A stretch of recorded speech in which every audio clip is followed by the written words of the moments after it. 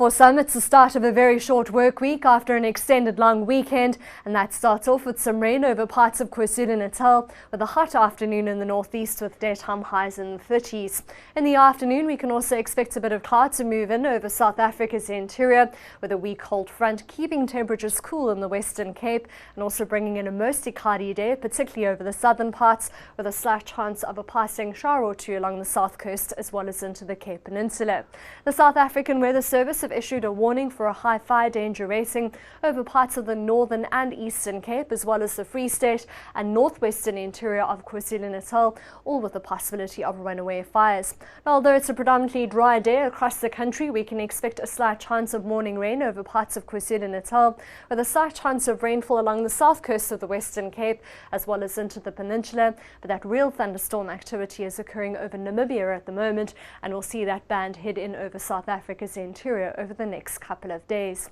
It's a hot Wednesday afternoon in the northeast, with Johannesburg and Pretoria 32 and 34, 33 degrees for Mahikeng and Polokwane, 28 for Bethlehem, Daar and Graaff-Reinet, in the low 20s along the eastern Cape Coast, with a mild Wednesday in store, with daytime highs peaking in the mid-20s for KwaZulu-Natal. However, things still remain cool for Cape Town and George, both in the upper teens. We're expecting good beach conditions with a light wind for Namaqualand and Lambert's Bay, with more of a moderate westerly wind for Langebaan and a moderate southeaster for Alexander Bay, with quite a small swell here of 1.5 meters, and that comes from the southwest at 13 seconds. Poor beach conditions due to the possibility of rain and cloudy weather, with a 25 km/h northwesterly wind for False Bay and Hermanus, with fresh winds for Cape Agulhas, and here we can expect a 2-meter southwesterly swell, with waves breaking between 3 and 4 feet. Now, although we're expecting a light southwesterly wind for most of the day in Mossel Bay and Plettenberg Bay,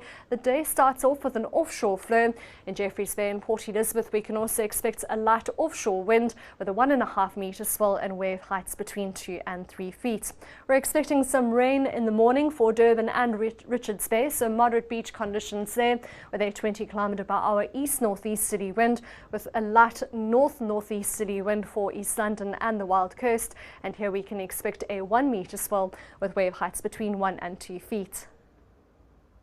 News that moves. eNCA.com.